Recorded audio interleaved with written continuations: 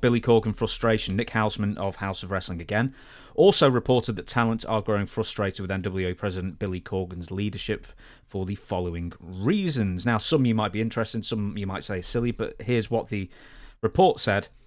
Billy Corgan isn't around much because of extensive touring with the Smashing Pumpkins, and talent don't know what they're doing at NWA tapings as close to 1 hour before the recording starts. We'll go to it point by point, but the first one is the talent and not knowing what they're doing until quite close to showtime. Well, what's the big deal about that? Really? In Memphis, I go back years and years ago, sometimes talking about an hour before, that was like an eternity to me, because sometimes, even at the Memphis house show on Monday nights, I didn't have any kind of a finish when I went to the ring. I told Lawler, I said, "Hey, what's the finish?" He said, "They'll give it to you in the ring." That's how I got it. I'd get in the ring and they'd call us together for, and this is something you don't ever see anymore. You don't see the referee call the two guys to the middle like they do in boxing, and they do the stare down and whatever. Jerry Calhoun called us to the middle of the ring. He was the referee, Jerry Calhoun, good guy. And he gave us the finish standing in the ring. And I said, "Oh, okay." And that's how I got it. An hour before, that'd be like, hell, like 2 weeks advance if I got an hour before. And sometimes I would get it going to the ring. The referee would give it to me because it wasn't a complicated finish. Granted, I'll say that. But I didn't even know how the match was going to go. We would just, and this is something else you don't hear anymore either. You ask the guy, "What do you want to do?" And the guy says, "We'll just call it in the ring." You don't hear that anymore in any of these dressing rooms, because they got to sit down and they got to go move by move by move by move. Hell, we just went out there and just, because we worked every night, a lot of time with the same guy. So basically you knew what you were going to do. But your practice time was actually in front of people.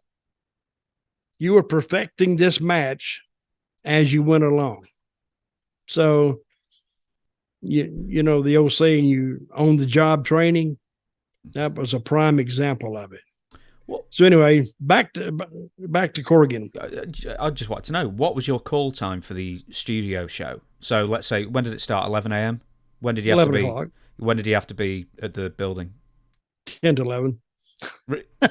No. About 10 o'clock. I'm just, is that the same and for like then the matches as well, or did you just have to be at the building now? Sometimes on TV, it's the same thing. You know, they'd get tied up on something and, you know, say I was going to be third or whatever. And it's like 10 to 11. We're going live at 11 live. At 11, I don't even have a finish. Nothing. I mean, it was nothing new in Memphis. We just roll with it. Because whatever happened sometimes happened. And you just had to go with it. Did I tell the story about Billy Travis getting arrested at TV? Yes, I told that story. I think we watched that one once, possibly. I'm going to move. We should watch it. If we didn't watch it the first time, we should watch it the second time. I'll move on with this list. There isn't much of a leadership presence at the NWA sometimes, aside from Corgan. Second in command Pat Kenny isn't at every NWA television taping either, after suffering a stroke last year. Being described as...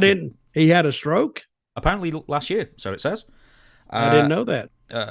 He's been described as the John Laurinaitis of NWA because you only see him when you're in trouble or getting signed. Mm-hmm. So basically, Billy's away with the Smashing Pumpkins. Okay, so if he's not there, who runs the show? Well, exactly. So I think there may be a bit of a leadership issue as far as just availability. Who else is there? What's this guy's name? David Lagana? I think he may be there as well. He'd be head writer, wouldn't he? Mm-hmm. Yeah. I'll move on. Billy Corgan has also been accused by Nick Hausman of testing certain wrestlers to prove their loyalty. Examples of tests were things like making over talents who come in to lose straight away, just to see how they react, or for Corgan to be overly critical of a talent who has done nothing wrong to see how they take it. Mm-hmm. Vince used to do that. Really? Except he didn't do the second part, I don't think. But they would come in, he would beat them right away to see their attitude. That's what I heard. And I think that he probably wanted a video of them getting beat so straight up so he could have it. But I don't think he did the second part.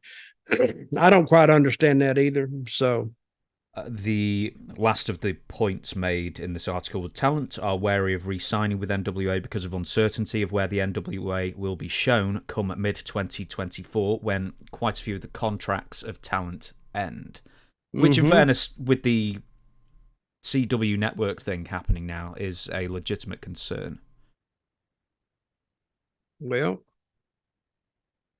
the NWA, see, I was around Corgan a little bit when he was with TNA. He wanted to take it over, and they had some court cases, and I forgot, but they ended up favoring Dixie and TNA over Corgan.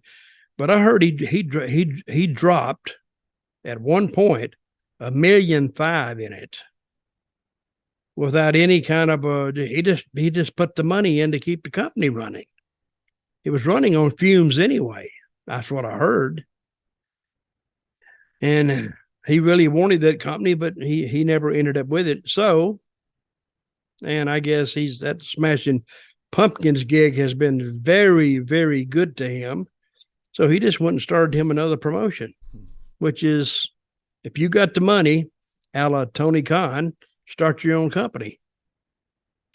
EC3, current NWA champion, gave a very long-winded rebuttal to numerous charges that I've just repeated there. Did you read that? What, EC3's? Yeah. I didn't have 3 hours to read all the way through it. God, I thought it was War and Peace when I started on it. Yeah, it was Tolstoy at length. And I never really understood what it said anyway. No, I didn't want to admit that, but I didn't either. No, but I was skimming it, and I said, well, he's going to get to the point here in a minute, but... And what was his final analysis of it? Pro NWA, I think. Yeah. Folks, if you don't know what we're talking about, go and, I guess, Google EC3's answer to who? The talent? Answer to the Nick Hausman article, I guess. Yeah. And read that if you can. It's very, very long, by the way, and kind of well written if you understand it, but I couldn't get it. It took me a while to get through it, even skimming it. What does Billy Corgan do then? So he's in command, of course. Second in command isn't there already. So who would be best to install as sort of a permanent person of talent relations that's accessible at all times? he's got EC3 there, so I guess he would be the next in line. I would imagine. Yeah, but don't email him. It'll take you like 4 years to get back to you. Like 40 pages. You know who did EC3 take the title from? Tyrus? Yes. They have a show every night on Fox. It's called Gutfeld, where Tyrus is like one of the co-hosts. Oh, he's hilarious on the show. And for months and months and months, he would come on every night with that NWA title. And Gutfeld put it over big time, that he was the NWA champion of the world. And there was Tyrus sitting there with the belt every night, which I think had to help TNA somewhat. NWA. Because it was, what do I keep saying? TNA. Not TNA NWA. on the brain. Yeah, I do. But it had to help them somewhat. And so here we are talking about who's next in charge. And why would you even bring that up? Because you see, Billy's not there. So who runs the company? Well, Billy does. Pat Kenny's second in command. And neither of them are there at all the TV tapings. So you definitely need someone there as a permanent. Do they run? They don't run house shows, do they? I think they may do here and there, but not many, if at all. Okay. They do run pay-per-views and TV tapings. I think they do run the occasional house show. Well, I'm going to admit my ignorance of NWA because I don't follow them that much. And what got my attention was the cocaine spot. It really did. I mean, that actually woke me up from a slumber, from a NWA slumber. And when they did that cocaine spot, I went, what the hell? So NWA Acid Party live on pay-per-view. Well, that's the way it goes.